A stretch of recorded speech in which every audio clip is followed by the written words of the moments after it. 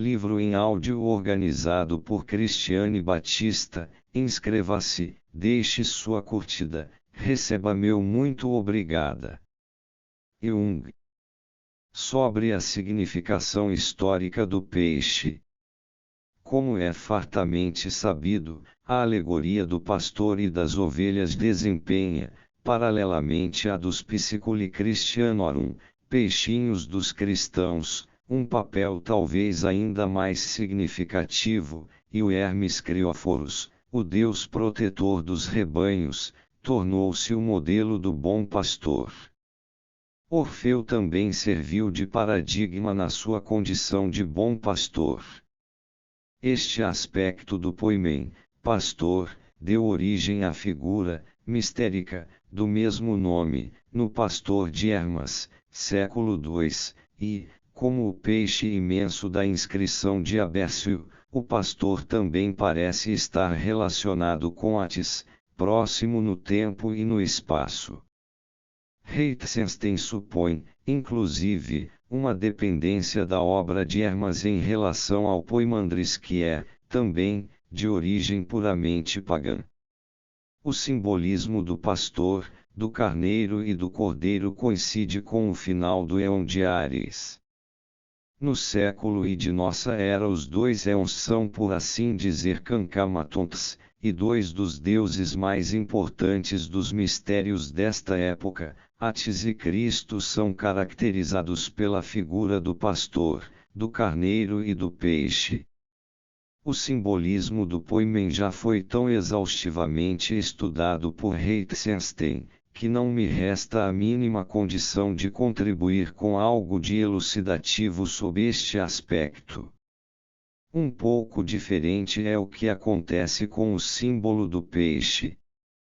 Aqui não só as fontes jorram mais abundantemente, como a própria natureza do símbolo, e em particular sua duplicidade, possibilitam a colocação de determinados problemas que pretendo discutir mais a fundo nas páginas que se seguem.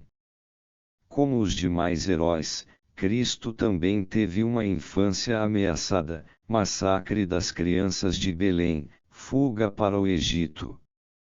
A interpretação astrológica relativa a essa circunstância se acha em Apocalipse 12, uma mulher revestida do sol, com a lua debaixo dos pés e na cabeça uma coroa de 12 estrelas, aparece atormentada pelas ânsias de dar à luz, e perseguida por um dragão. Ela dará à luz um filho varão, um pastor que há de apacentar todas as gentes com vara de ferro e é arrebatado para junto de Deus. Esta história traz-nos o eco de numerosos temas aparentados que encontramos tanto no Oriente como no Ocidente. Assim, por exemplo, o tema de Latona e Pitão, de Afrodite e seu filho que, perseguidos, atiram-se ao Eufrates e se transformam em peixes, e, no Egito, o de Ísis e Horus. Os gregos sírios identificaram Darquetoatargates, e seu filho Istes, com a constelação de peixes. Em geral, a deusa mãe, como é o caso da mulher astral do Apocalipse, é considerada como Partenos, virgem. A mensagem da noite sagrada, a Virgem deu à luz, a luz aumenta, é de origem pagã. Falando do chamado Corion de Alexandria, Epifânio diz, com efeito, que os pagãos celebravam uma grande festa na noite da Epifania, 5/6 de janeiro eles passam toda a noite acordados, entre cantos e músicas de flauta que oferecem a imagem da divindade. E quando encerram a festa noturna, depois do canto do galo, descem com fachos acesos a um santuário subterrâneo, e levam para cima uma imagem esculpida em madeira que depositam nua em um andor. Esta imagem tem um sinal da cruz na testa, de ouro, e nas duas mãos 2 outros sinais da mesma espécie, e ainda mais 2 nos joelhos. E estes 5 sinais são todos de ouro. Dão 7 voltas com esta imagem esculpida em torno do recinto central do templo, em meio ao som de flautas e de címbalos, entoando hinos. Encerrado o cortejo, eles a levam de volta para o recinto subterrâneo. Se alguém indagar que atividade misteriosa é esta, respondem: foi hoje, nesta hora, que Coré, isto é, a Virgem, deu à luz o Eon. Epifânio diz que isto não é a expressão de uma seita cristã, mas de idolatrais, e isto para ilustrar a ideia de que os pagãos dão testemunho, por assim dizer, involuntariamente, da verdade cristã. A Virgo, como Zodion, é representada com espigas ou uma criança nos braços. A mulher do Apocalipse 12 é posta em relação com ela. Trata-se da profecia do nascimento de um Messias escatológico. Como o autor do Apocalipse certamente era cristão, surge o problema de saber a quem se refere a mulher que se interpreta como sendo a mãe do Messias ou de Cristo. E quem é o filho da mulher, o qual haverá de guardar, poimainem, pastorear, as nações com vara de ferro. Como esta passagem alude, de um lado, à predição messiânica de Isaías 66,7 e, de outro lado, à fúria de Javé, SL 2,9, aqui se trataria de uma espécie de um futuro novo nascimento do Messias. Mas é impossível que tenha surgido tal ideia em solo cristão. A respeito da descrição do Cordeiro de Apocalipse 5:6s, eis o que diz Bula: é absolutamente impossível explicar a estranha e bizarra figura de 7 chifres e de 7 olhos à luz da concepção cristã. O Cordeiro também apresenta características insólitas, é um vencedor belicoso, AP 16:15s.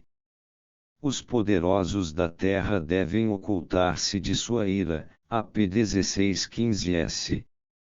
É comparado ao leão da tribo de Judá, AP 5,5. Este cordeiro, cuja recordação alude ao Salmo 2,9, poderás estraçalhá-los com vara de ferro, quais versos de argila poderás despedaçá-los, deixa-nos, antes, a sinistra impressão de que se trata de um carneiro demoníaco 8 e jamais daquele outro cordeiro que se deixa passivamente conduzir ao matadouro. O cordeiro do Apocalipse pertence indubitavelmente à série dos monstros cornudos desses vaticínios. Por isso podemos levantar a questão de saber se o autor do Apocalipse não terá sido influenciado por uma concepção de algum modo contrária a Cristo, ou seja, por uma sombria figura psicológica, por uma umbraíso, uma sombra de Jesus que se unirá ao Cristo triunfante, no final dos tempos, pelo ato de um novo nascimento. Esta hipótese poderia explicar a repetição do mito do nascimento, e também o estranho fato de que a expectativa de um evento futuro de tal importância como o da chegada do Anticristo quase não é mencionada no Apocalipse. O carneiro de 7 chifres é tudo, menos o que Jesus parece ter sido, portanto, uma verdadeira sombra, e não o Anticristo, o qual é uma criatura de Satanás.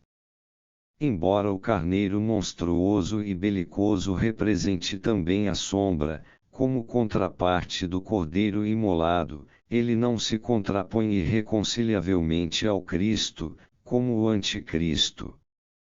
Não se pode, portanto, estabelecer uma relação direta entre a duplicidade da figura de Cristo, no Apocalipse, e a dicotomia entre Cristo e o Anticristo.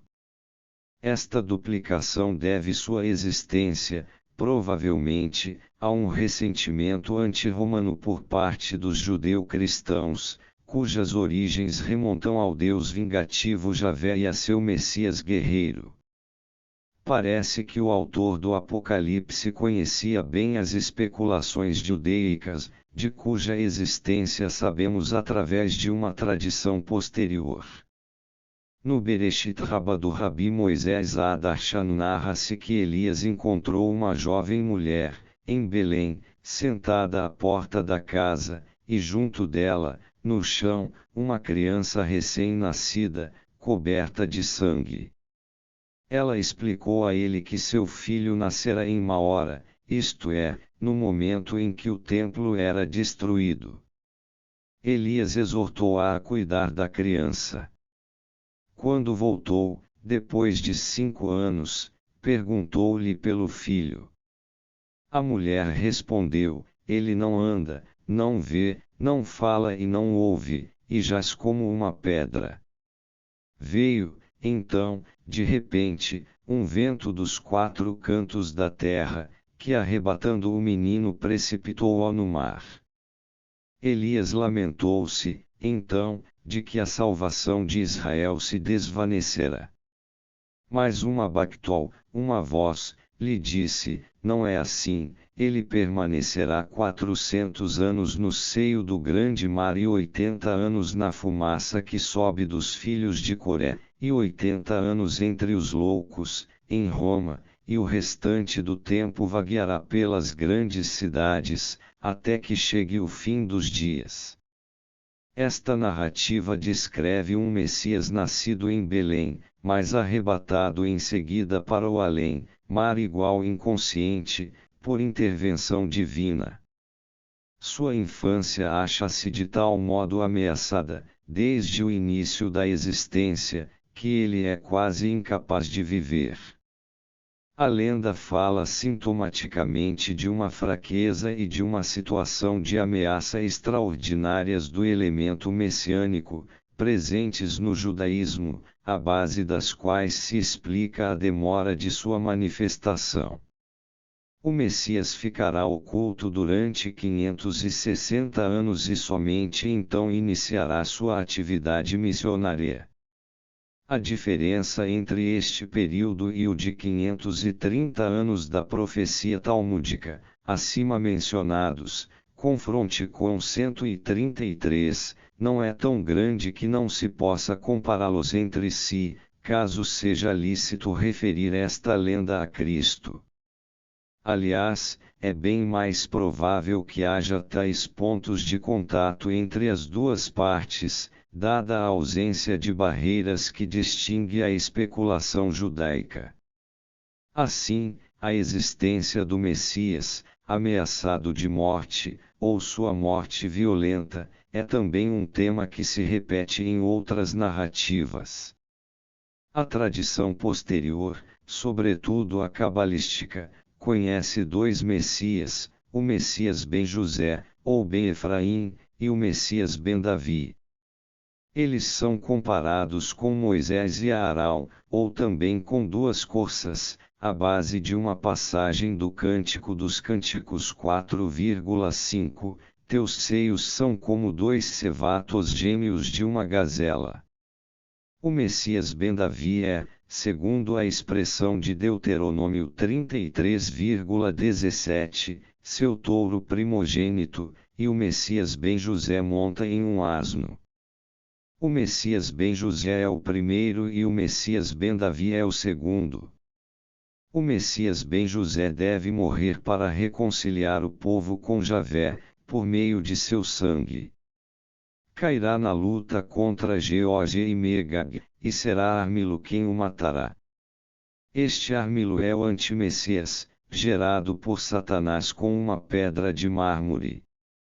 Ele será morto, por sua vez, pelo Messias ben Davi, que, depois disto, fará a nova Jerusalém descer do céu e ressuscitará o Messias ben José que fora assassinado.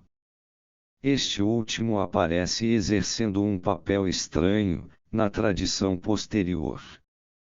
Jatabari, o comentador do Corão, lembra que o anticristo será um rei dos judeus, e no Mashmia Yeshua de Abarbanel o Messias ben José é simplesmente o anticristo. Ele é caracterizado, portanto, não só como o Messias sofredor, em contraposição ao Messias vitorioso, mas chega a ser concebido até mesmo como o seu oposto. Como estas tradições indicam, a fraqueza do elemento messiânico, acima mencionada, consiste em uma divisão interior do mesmo, que aumenta até transformar-se em antinomia. Por um lado, esta evolução corresponde à ideia da enantiodrama dos grandes períodos de tempo, já manifesta na literatura religiosa pérsica anterior ao cristianismo, ou seja, a ideia da deterioração do bem, tal como se lê em Bamen Est 1,3, a quarta idade de bronze is the evil sovereignty of the demons with the severed hair of the rays of death. Por outro lado, a cisão da figura do Messias expressa um estado de inquietação interior com respeito à natureza de Javé, cujo caráter injusto e não merecedor de confiança devia constituir, desde a época de Jó, motivo de escândalo para qualquer crente que pensasse. Jó coloca o problema com toda clareza, e o cristianismo lhe dá uma resposta igualmente clara. A mística judaica, pelo contrário, seguiu seu próprio caminho e sua especulação gira em torno de profundezas que o pensamento cristão se empenhou, ao máximo, em superar. Não quero desenvolver este tema aqui, menciono apenas uma narrativa de Ibn Ezra, para exemplificar. Havia na Espanha um grande sábio do qual se diz que jamais conseguiu ler o Salmo 89, pois achava difícil fazê-lo. Trata-se do Salmo 89,34s. Mas não lhe retirarei o meu favor. Nem faltarei à minha fidelidade. Não violarei a minha aliança. E nada mudarei do que meus lábios pronunciaram. Uma coisa eu jurei por minha santidade. Jamais faltarei com minha palavra a Davi. Sua descendência durará para sempre. Seu trono será como o sol diante de mim. Como a lua, subsistirá eternamente. Testemunha fiel nas nuvens. Mas tu rejeitaste e repudiaste. E te encolerizaste contra o teu ungido. Renegaste a aliança com o teu servidor. Profanaste sua coroa, lançando-a por terra. Aniquilaste o seu esplendor, e derrubaste por terra o seu trono. Trata-se aqui do mesmo problema que encontramos em Jó. Como valor máximo ou como dominante suprema, a imagem de Deus se acha imediatamente ligada ou identificada ao si mesmo, e tudo o que acontece com a primeira repercute inevitavelmente no último. Uma incerteza com relação àquele significa um estado de profunda inquietação por parte do segundo, e por isto a questão, em geral, é ignorada, por causa de seu caráter melindroso. Mas isto não significa de modo algum que ela não se proponha no inconsciente.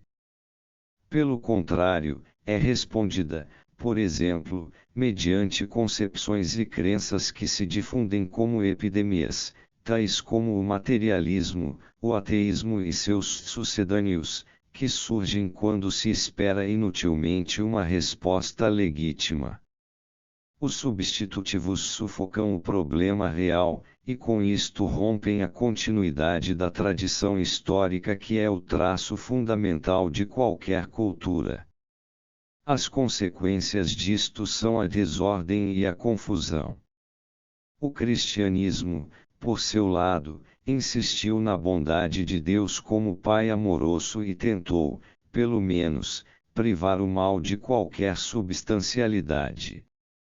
A profecia do Anticristo, feita na Igreja primitiva, e certas ideias da teologia judaica tardia, porém, poderiam estar indicando que falta ainda uma premissa menor na resposta cristã ao problema de Jó, premissa cuja realidade sinistra a divisão do mundo em dois blocos coloca-nos ameaçadoramente diante dos olhos. A supressão da imagem divina é seguida de perto pela anulação da personalidade. O ateísmo materialista forma, com suas utópias quiméricas, a religião daquelas correntes racionalísticas que fazem a liberdade da personalidade depender da massa, com o que a destroem.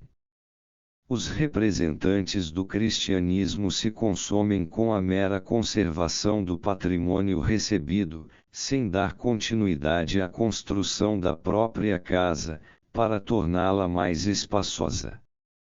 Como já nos mostrou Bolse, de maneira bastante plausível, a duplicidade da figura do Cristo do Apocalipse se baseia em especulações judaico-gnósticas, cujos ecos encontramos nas tradições acima mencionadas. A intensidade com que os gnósticos se ocupam do problema do mal contrasta notavelmente com a forma peremptória pela qual os padres da Igreja o destroem e é indício de que esta questão provavelmente já se tornará aguda no início do século III. É lícito lembrar neste contexto, como já indicamos anteriormente, aquela concepção de Valentino, segundo a qual Cristo nasceu sob uma certa sombra da qual ele, porém, posteriormente se separou. Valentino viveu e exerceu sua atividade na segunda metade do século II, enquanto o Apocalipse foi composto provavelmente por volta do ano 90 d.C., sob o imperador Domiciano. Como o fizeram outros gnósticos, Valentino também submeteu o Evangelho a um processo de reflexão e por isto não me parece impossível que ele tenha entendido a sombra como sendo a lei javística sob a qual Cristo nasceu. É bem possível que o Apocalipse e outras passagens do Novo Testamento tenham levado Valentino a abraçar tal ideia, independentemente das concepções mais ou menos da mesma época, a respeito dos demiurgos ou da odioada composta de luz e de sombra. Não se sabe ao certo se a dúvida de Orígenes quanto ao destino definitivo do diabo é original. Seja como for, esta dúvida mostra-nos que a possibilidade de uma reconciliação do diabo com Deus há muito já era e devia ser objeto de discussão, caso a filosofia cristã não quisesse desembocar num dualismo. Não devemos esquecer, com efeito, que a doutrina da privatio boni por si só não elimina a eternidade do inferno e da condenação. A doutrina do homem-Deus é uma das expressões do dualismo, como nolo mostra a controvérsia entre os monofisitas e os diofisitas no seio da Igreja Antiga. À parte o significado religioso da decisão em favor da plena união das duas naturezas, este dogma, seja dito de passagem, encerra um aspecto psicológico digno de nota, isto é, ele nos afirma, quando o traduzimos em termos psicológicos, que Cristo, pelo fato de corresponder ao eu enquanto homem, e ao si mesmo enquanto Deus, é, ao mesmo tempo, o eu e o si mesmo, ou seja, a parte e o todo. Empiricamente, a consciência é incapaz de abarcar a totalidade, mas é muito provável que a totalidade esteja presente, inconscientemente, no eu. Isto corresponderia a um estado da mais alta teleiosis, perfeição ou integralidade. Examinei um pouco mais detidamente os diversos aspectos dualísticos da cristologia porque, com o simbolismo do peixe, Cristo foi recebido em um universo conceitual aparentemente estranho aos evangelhos, universo originariamente pagão e impregnado da crença nos astros e da astrologia, a um tal grau, que hoje dificilmente o poderíamos imaginar corretamente, Cristo se acha no início do éon de peixes. Não fica absolutamente excluída a possibilidade de que houvesse cristãos instruídos, os quais sabiam da existência da Conjunctio Magna do ano 7, do mesmo modo que havia, segundo se sabe pelo relato evangélico, caldeus que encontraram até mesmo o local do nascimento de Cristo. Mas os peixes são um sinal duplo. Na noite sagrada, quando o Sol entra em Capricórnio, por volta da meia-noite, conforme o cômputo antigo, Virgo se acha sobre o horizonte oriental, logo seguida pela serpente que o fio segura na mão. Esta parte da coincidência astrológica me parece digna de nota, como também a concepção segundo a qual os dois peixes são mãe e filho. Esta ideia possui um significado todo particular, pelo fato de esta relação indicar uma unidade original. De fato, só havia um peixe, tanto no âmbito babilônico como indiano. Posteriormente esta mãe deu à luz um filho que também é peixe. Uma correspondência disto é a da Arquetoatargatis fenícia que tendo, ela própria, metade do corpo em forma de peixe, possuía um filho chamado Ichthys. Não é impossível que o sinal de Jonas, em MT 12,39, 16,4, e LC 1129S, tenha se inspirado em uma tradição mais antiga da viagem noturna pelo mar e na vitória do herói sobre a morte, durante a qual o protagonista é tragado e dado de novo à luz pelo peixe, dragão-baleia. O nome soteriológico de Joshua, Jeshua, em grego, Ezos, está ligado ao peixe. Com efeito, Josué é o filho de Num. O Joshua ben Nun da lenda de Adir se refere a um peixe destinado a ser comido, mas que foi reanimado com uma gota d'água tirada da fonte da vida. As mães primordiais da mitologia costumam ser perigosas para os filhos. Jeremias menciona uma representação dos peixes em uma lâmpada cristã primitiva, na qual um dos peixes devora o outro. Parece que o nome da estrela principal do Piscis Austrinus, denominada Fonalhaut, boca do peixe, se refere a este fato, da mesma forma que, na história dos símbolos, imputaram-se aos peixes todas as formas possíveis de concupiscência, devoradora, como, por exemplo, de que são ambitiosi, libidinosi, voraces, avari, lascivi, numa palavra, uma imagem completa da vanitas mundana e da voluptas terrena. Eles devem suas más qualidades, de modo particular, à sua relação com a deusa mãe e deusa do amor Astarte, Atargatis e Afrodite. Esta última tem sua exaltatio elevação máxima, como o planeta Vênus, justamente no zodion de peixes. Como na história dos símbolos, também na tradição astrológica eles aparecem, desde tempos imemoriais, sob o peso das mencionadas qualidades. Por outro lado, porém, reclamam um significado especial e elevado. Esta pretensão se baseia, pelo menos no âmbito da astrologia, no fato de que o nascido em peixes está predestinado a ser pescador ou marítimo e, como tal, a apanhar peixes ou dominar o mar, no que vemos um eco da primitiva identidade totêmica entre o caçador e o animal de presa. Assim, Onis, o civilizador babilônico, é, ele próprio, um peixe, e o Ichthys cristão é o pescador por excelência. No âmbito da história dos símbolos, é também o anzol ou a isca colocada no caniço com que Deus apanha o Leviatã, entendido como a morte e o diabo. Na tradição judaica, é uma espécie de alimento eucarístico reservado aos justos, na vida futura.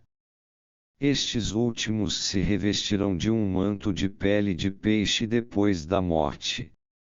Cristo não é apenas o peixe, mas também o peixe que é comido eucaristicamente. Assim Agostinho nos diz, por exemplo, nas suas Confissões: embora sobre esta mesa que preparaste em presença dos fiéis, ela a terra coma este peixe misterioso, tirado do fundo do mar, e que foi tirado das profundezas juntamente para alimentar a terra, aridão, isto é, terrão. Agostinho alude aqui à refeição com peixe, tomada pelos discípulos em Emaús, LC 24,42s. Encontramos o peixe medicinal já na lenda de Tobias. O anjo Rafael ajuda Tobias a capturar o peixe que ameaça devorá-lo e o ensina a preparar uma poção mágica de defesa. Com o coração e o fígado do peixe, ela o livrará dos maus espíritos, e o fel servirá para curar a cegueira de seu pai. Pedro Damião, 1072, compara os monjas com peixes, pois os justos, em geral, representam os peixinhos que se debatem na rede do grande pescador. Na inscrição de Pectório, início do século IV, os fiéis são descritos como estios ouranioteiondianos, a divina progenie do peixe celeste. O peixe de Manu é um salvador, um súter, lendário e identificado com Vishnu, sob a forma de um peixinho de ouro. Este pede a Manu que o acolha junto a si, porque teme ser devorado pelos monstros aquáticos. Ele cresce, então, vigoroso, como se sabe, e salva enfim Manu do grande dilúvio no dia 12 do primeiro mês do ano hindu. Colocasse um peixe dourado numa vasilha com água, fazendo-se a seguinte invocação: assim como tu, ó Deus, salvaste, sob a forma de um peixe, os Vedas que se achavam no mundo infernal, salva-me também a mim, ó Kesva. De Gubernatis e depois dele outros pesquisadores pretenderão encontrar a origem do peixe cristão na Índia. Não é impossível que a Índia haja influído, pois já havia relações pré-cristãs com essa região, e no início da era cristã era sensível uma certa influência espiritual do Oriente, tal como é possível concluir de certas informações de Hipólito e Epifânio. Mas, mesmo assim, não há motivo determinante para se derivar o peixe cristão da Índia, uma vez que o simbolismo do peixe é abundantemente desenvolvido e ao mesmo tempo muito arcaico, a ponto de podermos considerá-lo, tranquilamente, como autóctone. Como os dois peixes representam a mãe e o filho, certamente pressupõem a tragédia mítica da morte prematura e ressurreição do filho. Como 12ª constelação zodiacal, os peixes significam o término do ano astrológico e, consequentemente, o início de um novo ano da mesma natureza. Tais peculiaridades coincidem com o acentuado caráter definitivo do cristianismo, bem como de sua expectativa do iminente fim escatológico do mundo e do reino vindouro de Deus. As características astrológicas de peixes contêm, portanto, elementos essenciais do mito cristão: a cruz, o contraste moral e a sua separação entre os opostos Cristo e Anticristo, o Filho da Virgem, a tragédia clássica entre mãe e filho, os perigos que cercam o nascimento do herói e a figura do libertador e salvador. Por isso, não erraríamos se relacionássemos a designação de Cristo como peixe com o início do novo éon de peixes, ocorrido naquela época. Se esta relação já existia na antiguidade, devia ser um pressuposto tácito ou mantido intencionalmente em segredo, pois, ao que eu saiba, não há provas documentais na literatura antiga de que o simbolismo cristão do peixe derive das imagens do zodíaco. Também os achados astrológicos até o século II não são de natureza que nos permitam estabelecer uma relação causal entre os opostos Cristo-Anticristo, de um lado, e a antinomia de peixes, de outro, pois, como vemos pelo material citado, naquela época ainda não se insistira sobre a importância desta antinomia. Além disto, no caso de Ichthys, trata-se sempre apenas de um único peixe, como bem o frisou Douger. Convém entretanto notar, quanto a isto, que, na interpretação astrológica, Cristo é apenas um dos peixes, cabendo ao anticristo o papel do outro peixe. Na realidade, porém, estas provas e achados não oferecem quaisquer pontos de apoio para a hipótese segundo a qual o zodion de peixes poderia ter sido o protótipo do Ichthys cristão. O que predomina, pelo contrário, é o simbolismo pagão dos peixes. Da maior importância é talvez o material judaico apresentado por Sheftelovitz. O cálice da bênção judaico às vezes era ornamentado com figuras de peixes, pois os peixes eram considerados como a comida dos bem-aventurados no além. Este cálice era doado ao morto como um dos acessórios funerários tradicionais. Os peixes encontraram ampla difusão como símbolos sepulcrais. É principalmente o peixe cristão que comparece dessa forma.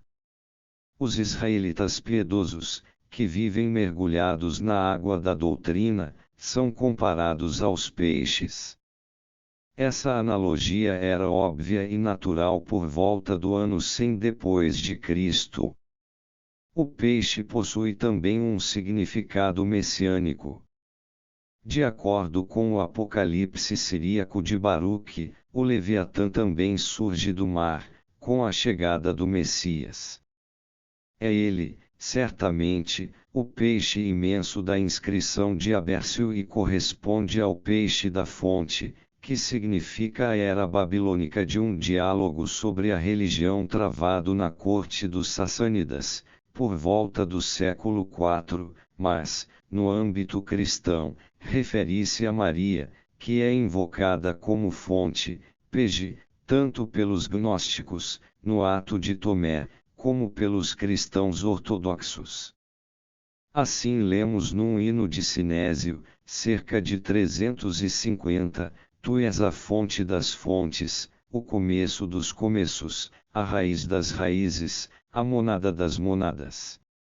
Mas, a respeito da fonte de Hera, se diz que contém um único peixe, Monenshtin, que é apanhado com o anzol da divindade e alimenta o mundo inteiro com a sua própria carne. Na pintura de um vaso beócio a mãe dos animais é representada com um peixe entre as pernas ou dentro do corpo, presumivelmente para caracterizar o peixe na condição de filho.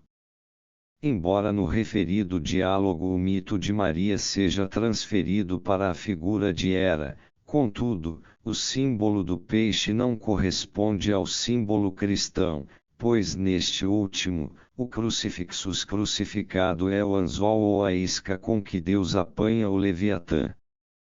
A concepção cristã identifica este último com a morte ou com o diabo, a antiga serpente, e de modo algum com o Messias.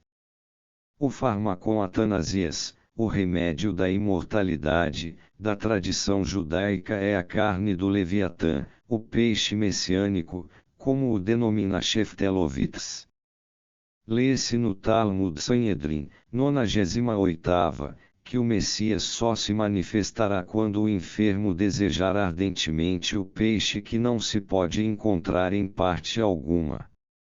Mas Behemoth é também comida eucarística, ao lado de Leviatã, segundo o Apocalipse de Baruque, como vimos anteriormente. Este é um aspecto que se ignora facilmente. Como expliquei em outra obra, parece que os dois animais primordiais de Javé constituem um par de contrários, pois um deles é nitidamente um animal terrestre, enquanto o outro é um animal marinho. Como já vimos acima, Leviatã é claramente associado à figura do Messias, na tradição judaica. Desde épocas imemoriais, o nascimento de um personagem eminente era identificado, não só no judaísmo, como em todo o Oriente Próximo, com o surgimento de uma estrela. Assim Balaão faz a seguinte predição: 4 Moisés números 24,17 Eu o vejo, mas não agora, eu o contemplo, mas não de perto, nascerá uma estrela de Jacó. A esperança messiânica aparece sempre associada ao nascimento de uma estrela. Conforme o Sorrar, o peixe que engoliu Jonas morreu e ressuscitou depois de 3 dias, e então Jonas foi cuspido fora. No peixe teremos um remédio que curará os males do mundo inteiro. Este texto é medieval, mas procede de fonte insuspeita. O peixe enorme e puro da fonte, mencionado na inscrição de Albércio, segundo afirma Sheftelovitz, não é mais do que o Leviatã, considerado o maior dos peixes e também puro. Para corroborar sua asserção, o autor indica as fontes correspondentes da literatura talmúdica. É neste contexto que se insere também, por certo, o Reis Monosístes, o peixe único e singular, das discussões na Pérsia.